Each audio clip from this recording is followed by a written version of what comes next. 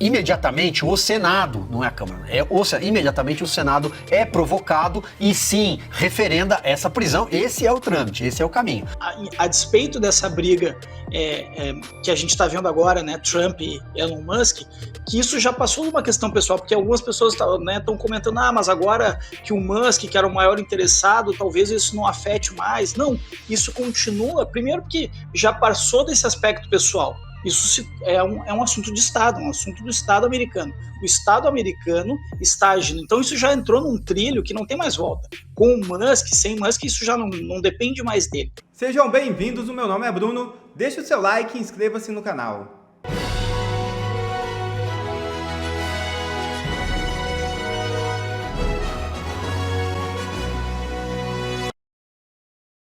André Mendonça vota para proibir remoção ou suspensão de perfis. O ministro André Mendonça do Supremo Tribunal Federal votou para manter o artigo 19 do Marco Civil da Internet, que isenta as plataformas digitais de responder por conteúdos publicados pelos usuários. O voto vai ao encontro dos interesses das Big Techs.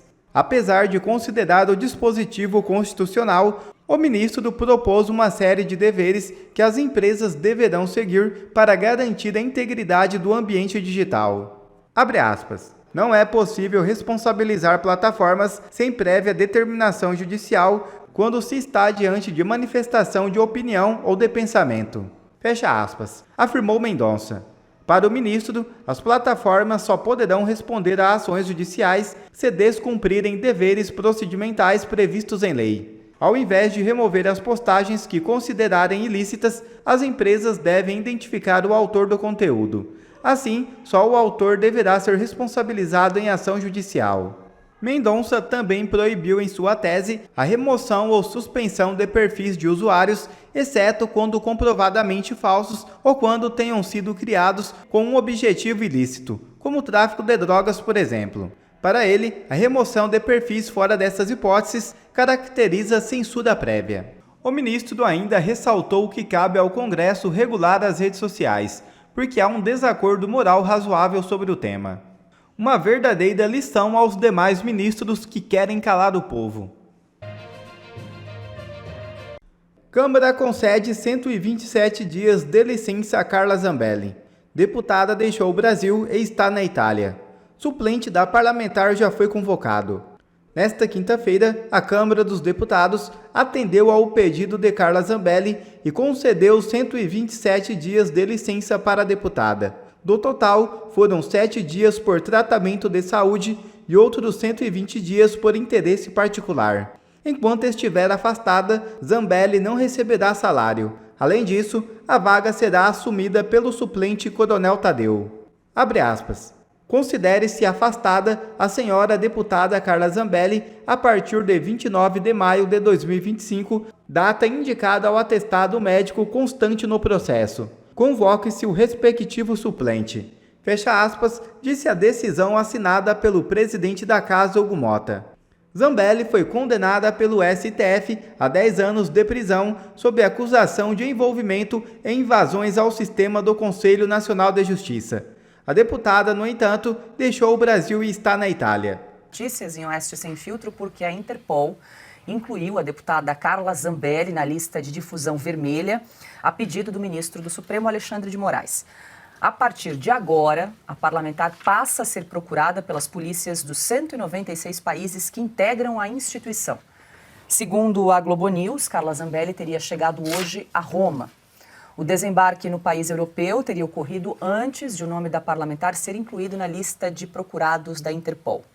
Aqui no Brasil, a primeira turma do Supremo agendou para esta sexta-feira o julgamento do recurso de Carla Zambelli contra a condenação a 10 anos de prisão pelo ataque ao sistema do Conselho Nacional de Justiça. A sessão será realizada de forma virtual. Consta, a gente vê aí uma pressa do Supremo para resolver, liquidar essa fatura envolvendo o caso da deputada Carla Zambelli. Vale lembrar que ainda o caso dela ela tem condenação a 10 anos por unanimidade pela primeira turma do Supremo, mas o caso não transitou em julgado. Agora, com esse julgamento, essa análise do recurso marcada para amanhã, sexta-feira, é muito provável que o desenrolar seja o não deferimento aí desse recurso, e aí sim transita em julgado, e aí pode-se então expedir o mandado de prisão definitivo em desfavor da da deputada Carla Zambelli. Sim, que para mim é mais uma perseguida política, no fundo, né? Esse pedido de prisão preventiva me parece irregular, ela sendo deputada federal. Incluir a mãe e o filho na censura das redes sociais é coisa que está realmente num patamar soviético, e o Brasil caminha nessa direção com naturalidade da imprensa, da velha imprensa. Sobre o caso Carla Zambelli, não sei se ela chegou em Roma, estão dizendo que a polícia soube do voo, mas não chegou a tempo, e por aí vai. Ela tem cidadania italiana, então a extradição vai ser uma coisa mais delicada, discutida. Mas o que eu queria comentar mesmo é a postura, na minha concepção, abjeta do jornal O Estado de São Paulo. Todo mundo sabe que o Estadão tem uma pegada tucana, e como todo tucano fica em cima do muro, mas sempre que desce do lado esquerdo. É uma no cravo, uma na ferradura. E o problema da postura tucana é que eles aceitam a premissa de que há uma normalidade institucional quando o alvo de perseguição é bolsonarista. Então eles chamam de mártir de quermesse a Carla Zambelli, que é o título do editorial que eles dão hoje, e eles alegam o seguinte, que ela, condenada pela justiça, que é absolutamente imparcial, transparente, ela banca a vítima, como todo bolsonarista, dizendo que o Brasil virou um estado de exceção, coisa que não é verdade. Então o Estadão é o Dr. Jekyll e Mr. Hyde. Né? Tem dias que ele acorda fazendo críticas pontuais aos abusos, aos excessos do Supremo, e aí leva a chamada do professor Barroso, né? E tem dias que ele acorda falando, nada para ver aqui, o inquérito de 6 anos das fake news é absolutamente legítimo, houve tentativa de golpe, a ameaça bolsonarista justifica tudo que o STF fez. Então eles estão meio esquizofrênicos, digamos assim. O Estadão precisa se decidir. Na verdade, a gente sabe que na prática ele já se decidiu faz tempo, e é por posturas covardes como a desse jornal que toda a ditadura avança, porque eles fazem vista grossa quando o alvo é bolsonarista. Assim como o Danilo Gentili, que agora está arrepiado porque foram condenar a 8 anos de prisão o Léo Lins, um humorista, colega de carreira, dizendo, olha, vai chegar em vocês, jornalistas. Vai chegar? Será que o humorista Danilo Gentili não sabe que eu já estou sendo perseguido há 2 anos? Paulo Figueiredo, Alan dos Santos e tantos outros. Então, é por posturas cínicas, como a desses isentões, que a ditadura avança. Rodrigo Constantino, deixa eu me despedir de você, meu querido. Obrigada mais uma vez pela parceria às quintas-feiras. Uma ótima noite para você. Aproveita para contar para a gente. Tem artigo amanhã seu na Oeste? Tem artigo, sim, sobre a degeneração da sociedade brasileira. Na mesma semana em que um MC, sei lá o que das contas, que faria lavagem de dinheiro para o Comando Vermelho, é solto logo depois de 4 dias e ovacionado por uma multidão, um humorista é condenado a 8 anos de prisão. Ou as pessoas param para entender que o Brasil está acabando como sociedade, ou vai ser tarde demais. Bom, Silvio Navarro, a gente está falando do caso da Carla Zambelli, que agora está em Roma, ela foi para os Estados Unidos, agora está na Itália nesse momento. E a gente estava aqui relembrando, acessamos o HD do Silvio Navarro sobre o caso do senador Delcídio do Amaral, que foi preso, e o Supremo Tribunal Federal pediu o aval da Câmara, perguntando do Senado, porque ele era senador, pela manutenção ou não da prisão do Delcídio do Amaral. Acho que vale a gente resgatar esse caso, foi lá de 2015, né, Silvio? Pela criatividade. Pois é porque em relação ao caso da deputada Carla Zambelli, é importante ressaltar o que diz a lei, o que diz a Carta, o que diz a Constituição. E não há, de fato, previsão legal de cautelar preventiva contra parlamentar. Isso não existe. Mas nós temos precedentes que podem ser comparados, mas ainda assim cabe a adversativo, o mas, como eu disse. Vamos lá, você citava o caso do senador Delcídio Amaral. O senador Delcídio, em novembro de 2015, no auge da Lava Jato, ele era muito próximo de um dos presos da Lava Jato, Néstor Cerveró, uma figura bastante conhecida até pelos traços físicos. E o Néstor Cerveró, diretor de internacional da Petrobras, estava preso e o seu filho, que se chamava Bernardo, procura o senador Delcídio junto com um advogado, que era o Edson Ribeiro.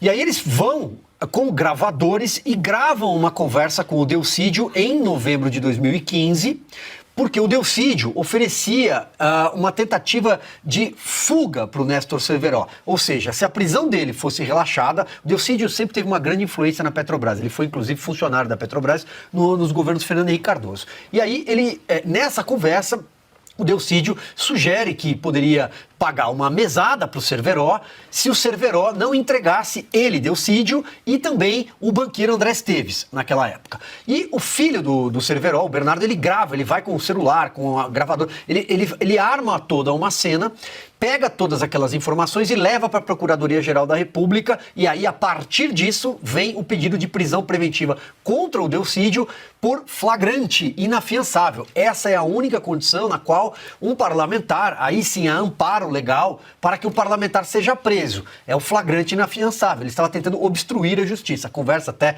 o Augusto recordava que tem nuances até engraçados, né, Augusto, naquela situação, porque eles tentam bolar um plano de fuga para o Cerveró e o Delcídio sugere que ele saia pelo Paraguai e pegue um avião. Eles falam, mas um citation, aí o Delcídio diz naquele diálogo, não, tem que ser um Falcon 50 que tem autonomia para atravessar, queria levá-lo para a Espanha. E o maluco do filho dele, que é esse que entrega as fitas, sugere que eles coloquem o Cerveró num barco, num veleiro com destino à Venezuela. Bom, acho que vale mostrar a foto do Cerveró, não deve ser muito fácil levá-lo de barco, oceano, mar aberto para algum lugar. Mas, bom, esses são momentos anedotas da Lava Jato. O que vai acontecer depois, Paula, o Delcídio vai fazer uma delação e a Câmara... Bom, imediatamente o Senado, não é a Câmara, imediatamente o Senado é provocado e sim, referenda essa prisão. Esse é o trâmite, esse é o caminho. E aí ele segue preso, depois vai fazer uma delação e no ano seguinte, aí já estamos em 2016, naquela ebulição, é o ano de impeachment, a Lava Jato se espraiando e por aí vai, e ele vai ser cassado, inclusive vai ter um mandato cassado no Senado. Isso vai acontecer muito depois, lá em maio, corre muito tempo. Então, esse é o caminho. Aí, Paula, você até dizia a comparação em relação ao caso do Chiquinho Brazão, que foi acusado de ser o mandante da Marielle Franco. No caso do Chiquinho Brazão, quando ele é preso, de novo, preventivamente, só que a Câmara é provocada. Quando o relator, o Darcy de Matos, o deputado, prepara o parecer para que a Câmara decida ou não pela prisão, ele entende, a Câmara referenda que se trata de um caso de obstrução de justiça, portanto, de flagrante inafiançável. Era até questionável, tanto que alguns parlamentares, na época, levantam a seguinte lebre. Pô, mas flagrante durante tanto tempo? Quer dizer, então que ele tentou obstruir a justiça desde que ele teria mandado matar a Marielle até agora? Mas a Câmara entende que sim, que o Supremo estava certo, que era um flagrante. Então, o que acontece? Agora, para a gente seguir a lei, claro, estamos em condições de pressão e temperatura completamente diferentes no Brasil diante de aberrações institucionais do Supremo. Mas o correto é que o Supremo provoque a Câmara e que a Câmara decida se ela pode ou não ser presa de forma preventiva. E aí vai ter um parecer, isso vai ao plenário. Este é o caminho. Então vamos aguardar. Eu entendo que vai ser muito difícil enquadrar a deputada Carla Zambelli em flagrante inafiançável. Pelo menos pelas nossas leis. O Supremo tem leis próprias. Pois é, no caso do Chiquinho Brazão foram 17 dias entre a prisão preventiva e a manutenção da prisão pela Câmara dos Deputados. E houve então esse entendimento de que seria flagrante porque seria obstrução de justiça. Mas eram anos, né? Foram 5 anos ali, enfim. Mas é uma interpretação, o direito tem dessas coisas. Agora... Mas só que o fato é que eu quis dizer, Paulo, é que assim, a Câmara confirmou. A Câmara falou, não, o Supremo... Ela foi consultada e disse, vocês estão certos, Procurador-Geral da República e Supremo. O caso do Chiquinho Brazão é flagrante, ponto. Agora, se a Câmara agora será provocada se trata de um flagrante. Se não for um flagrante, ela não pode ser presa neste momento, nas atuais condições impostas. Pois é, Piotr, agora eu toco nesse ponto. Eles estão apressando a análise dos embargos de declaração do recurso da Carla Zambelli. Foi marcado para amanhã a análise desse recurso. Logo, vai transitar em julgado e muito provavelmente será expedido, então, o mandado de prisão definitivo em desfavor da deputada Carla Zambelli. Então, é bom a gente separar a pessoa da lei, porque senão as pessoas começam a interpretar a lei de acordo com a capa do processo, que é a reclamação que nós fazemos em relação ao Supremo.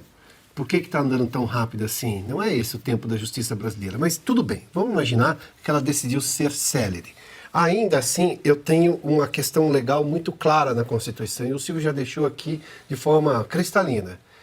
A Câmara precisa ser provocada. O Supremo não tem poder sobre um parlamentar, salvo na única exceção. É flagrante? Não, não é o caso dela. Era um julgamento que estava transcorrendo, tanto que ninguém vai alegar que ela ficou inelegível, porque ela foi condenada por uma turma, ou seja, ela tem um julgamento por uma turma tal como requer a lei. Ela perdeu. Isso ninguém vai questionar. Agora, prender a deputada por esta razão, e eu não estou julgando o mérito do processo, do que ela foi acusada e do que ela foi condenada na primeira turma. Não é nem este o ponto. A questão é, eu expresso um mandado de prisão preventiva. Ela saiu do país com o passaporte dela. Ela não tinha limitação para sair. Então, como é que eu enquadro alguém como fugitivo neste caso? Ah, mas agora eu tenho um mandado de prisão. Ela fala assim, mas como assim mandado de prisão? Que mandado de prisão é esse? Não tem que passar pela Câmara? A Câmara já autorizou você me prender? Porque esse é o regimento. Agora, vamos lá. Já está na lista da Interpol. A Interpol vai fazer, a única coisa que a Interpol faz é prender. A Interpol não põe no avião e manda de volta. É a justiça do país, o poder judiciário do país, onde ela for presa, é que vai decidir se cabe. Os advogados provavelmente vão alegar, tá, ó, perseguição política por causa disso. Você acha isso normal? Bom, aí depende da justiça daquele país. O que não se pode permitir, e este é o drama do Brasil hoje, é que você atropele a lei porque, este caso, tudo bem. Ninguém entrega um dedo porque acha que não usa, porque não funciona assim. No caso do Daniel Silveira, e os parlamentares, boa parte deles se mostra arrependido, porque assim, vamos pegar e mandar. Mas o que o Daniel Silveira tinha feito na época? Disse grosserias. Grosserias são só grosserias.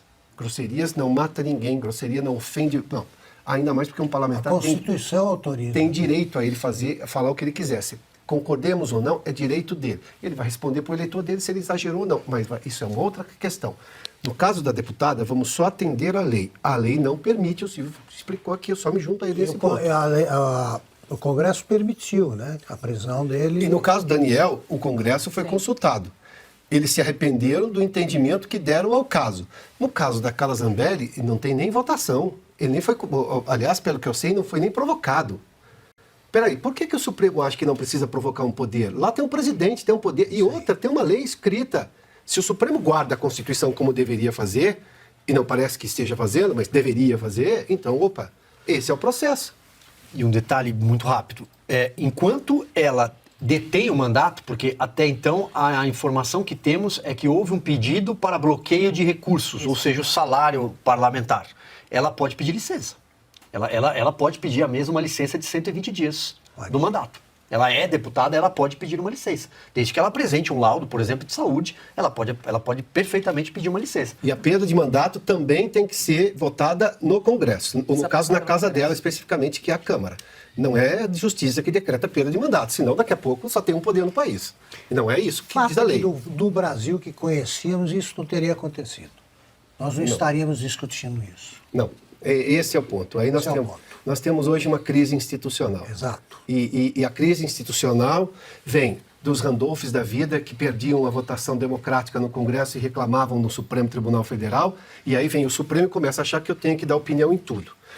Vieram presidências da Câmara e do Senado fracas, muito fracas, e eu estou me referindo especialmente a Rodrigo Pacheco, porque foi presidente do Congresso, e deu no que deu. E hoje, se não houver uma reação da Câmara, vai continuar desculpa a expressão, esse desbunde institucional. E carta do governo dos Estados Unidos para Moraes foi sem precedentes, diz o CEO da Rumble. O Departamento de Justiça dos Estados Unidos enviou uma carta repreendendo o ministro Alexandre de Moraes por ordenar censura ao Rumble.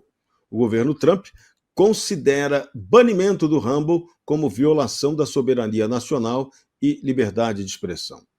O Department of Justice descreveu as ordens de Moraes como um abuso internacional sem força legal nos Estados Unidos. O CEO Chris Pavlovski diz que a carta é sem precedentes e trata do limite claro contra a censura estrangeira. Moraes ordenou a suspensão do Rumble por não remover contas de brasileiro que busca asilo político nos Estados Unidos. Gustavo Lopes, esse assunto está rendendo e promete render muito mais, né?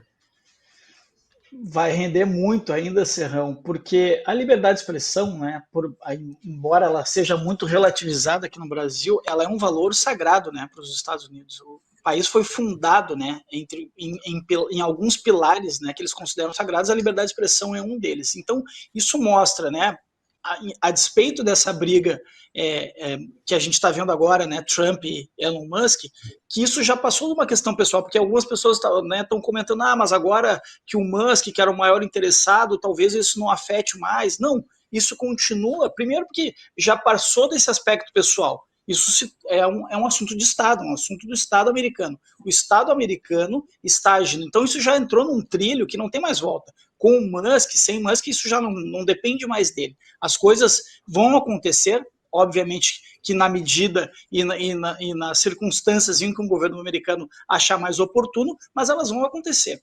De outro lado, a gente tem, e aí pegando um pouco da pauta anterior, trazendo um pouco do que o professor Sepúlveda colocou, é fundamental as pessoas se darem conta que é o seguinte, os Estados Unidos estão de olho aqui no que está acontecendo no Brasil. Por quê? Essa questão Al-Qaeda, Hezbollah, inclusive o Departamento de Estado, na semana passada, ofereceu, e está lá, quem quiser, só olhar, 10 milhões de dólares, uma recompensa de 10 milhões de dólares para quem oferecesse informações sobre a atuação do Hezbollah aqui no Brasil. Vejam, como é que a gente vai negar que existe uma relação terrorista entre essas organizações? É evidente isso. E quando o governo brasileiro atua para tirar essas menções de um documento oficial que está sendo redigido, isso mostra que há uma intencionalidade. Não é só uma tentativa de acobertar, há uma intencionalidade.